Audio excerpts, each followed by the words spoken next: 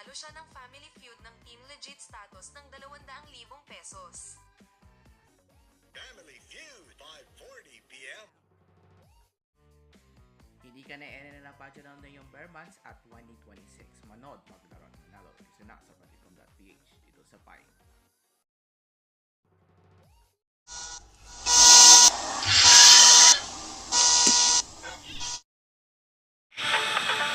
Welcome to my episode that is called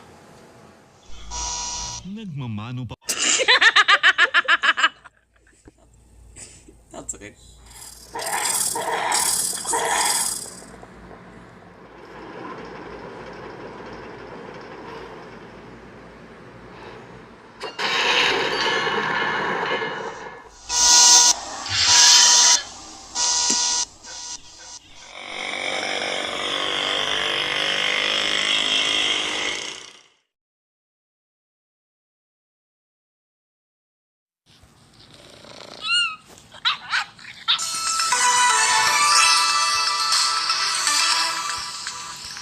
This is DW News, and these are our top stories.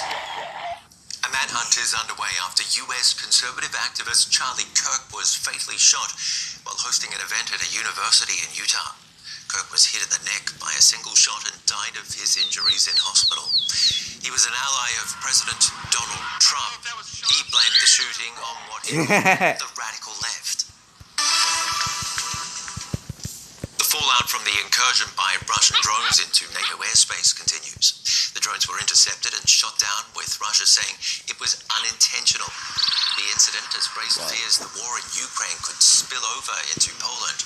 NATO says it's the first time the alliance has confronted such a threat in its airspace. NASA says its rover Perseverance has found potential signs of past life on Mars. Possible evidence of microbial activity was found in rock samples from an ancient lake bed. It's the strongest evidence yet that life existed on the red planet long ago. The space agency stresses more tests are needed before concrete conclusions can be reached. This is DW News from Berlin. You can get more on our website, dw.com.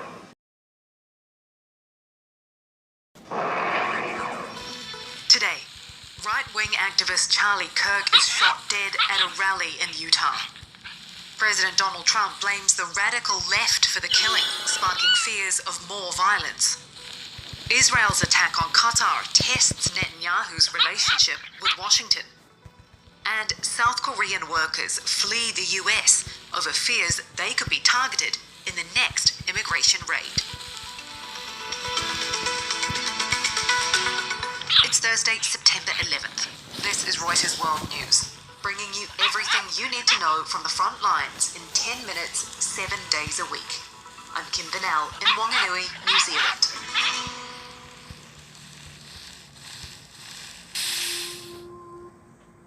To my great fellow Americans, I am filled with grief and anger at the heinous assassination of Charlie Kirk on a college campus in Utah.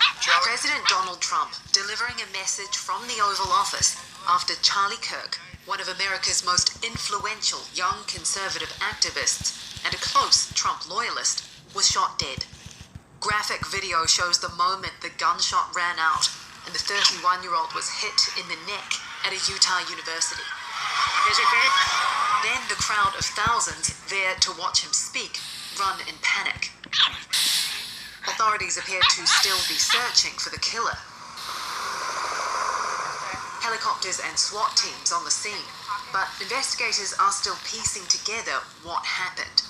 There were conflicting reports from the FBI and Utah's Department of Public Safety about whether the suspected shooter is in custody.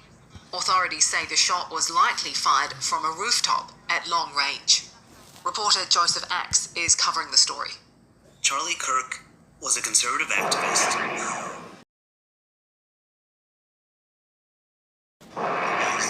Provocateur, he deliberately controversial positions. He was a very influential voice in the MAGA movement. That was a demographic that was pretty important to Trump's ascension. And Charlie Kirk was primarily responsible for galvanizing a lot of those voters. President Trump was the one to confirm the news of Kirk's death. He's ordered flags be lowered to half-mast, And he posted several tributes before releasing a 4-minute video where he blames the radical left. Radical left political violence has hurt too many innocent people and taken too many lives. Tonight, Joseph says that's crucial. I think that is important to note because I think a lot of people will be concerned that could fan the flames. Other than kind of calm things down, I think there are some people who are going to be worried that that's simply going to encourage more vigilante justice, potentially more political violence. Oh, super. Ukraine's president is calling for an effective air shield over Europe after Poland shot down Russian drones in Polish airspace. Dzisiaj w nocy doszło do naruszenia Poland's Prime Minister, Donald Tusk, describing it as the closest Poland has been to open conflict since World War II, although he said he doesn't believe war is imminent. Все беспилотники, о которых говорит польская сторона, летели со стороны Украины. Russian state TV is planning to attack Poland. A Polish official says cheap, long-range drones made with materials like plywood and foam were among those it shot down, the kind Russia usually uses as a cheap way to saturate Ukraine's air defenses. Benjamin Netanyahu in court, preparing to testify in his corruption trial. The leader has a lot on his plate after Israel bombed Hamas leaders in Qatar on Monday. Relations with Washington are now under strain as Qatar is a key US ally and hosts the largest American military base in the region. Including more than 100.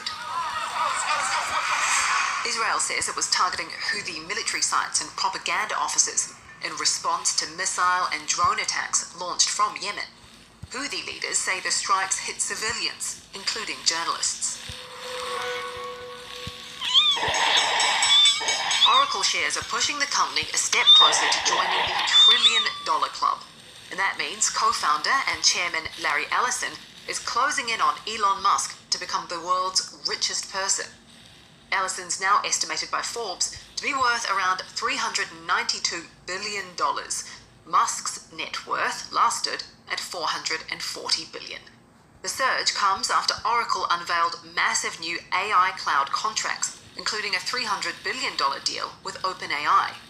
It puts Oracle in direct competition with tech giants like Microsoft and Amazon. Meanwhile, Swedish fintech group Klarna saw shares jump 30% in their hotly anticipated New York debut, underscoring a rebound in the broader US IPO market. And competition is pushing Novo Nordisk, the drug maker behind Wegovy, to lay off 9,000 people. It's coming up against the likes of US rival Eli Lilly and a wave of compounded copycat drugs. The restructuring is expected to save more than $1 billion a year. South Korean workers from the Georgia plant where Hyundai was raided last week are leaving in droves. Workers from LG Energy Solutions site in Georgia, as well as some at their other factories in other parts of the US, are being told to go home by the battery maker. It comes as South Korea's president warns last week's raid, which saw almost 500 people detained, could impact future investment in the US. As to headwinds to battery makers, which are already grappling with Trump's anti-EV policy, I heard LG is asking subcontractors to come up with a contingency plan of what they would do and asking them to hire local crew, but it's hard to find skilled workers. The leader of a Mexico-based mega church with 5 million followers has been hit with federal sex trafficking charges in the US. Nasan Joaquin Garcia, already serving a 16-year sentence for abusing minors, now faces new charges, including racketeering and child pornography. Prosecutors say he exploited faith to prey on women and girls for decades. He could face life in prison if convicted. His lawyer denies the charges. And tea time in London. Prince Harry and King Charles have had their first get-together in almost 2 years. The last time Harry saw his father was shortly after it was announced the king was undergoing cancer treatment.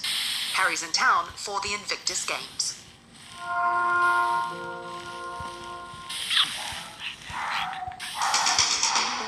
And for today's recommended read, Reuters explores the reach of the so-called autocratic alliance. After the leaders of Russia, China, and North Korea met in Beijing, it's not clear that the three, despite their mutual distrust of the US, are actually able to create a cohesive bloc, given their vast differences. We'll put a link to that story in today's podcast description. For more on any of the stories from today, check out Reuters.com or the Reuters app. Don't forget to follow us on your favorite podcast player. If you're listening on a smart speaker, just ask for the latest news from Reuters 7 days a week. We'll be back tomorrow with our daily headline show.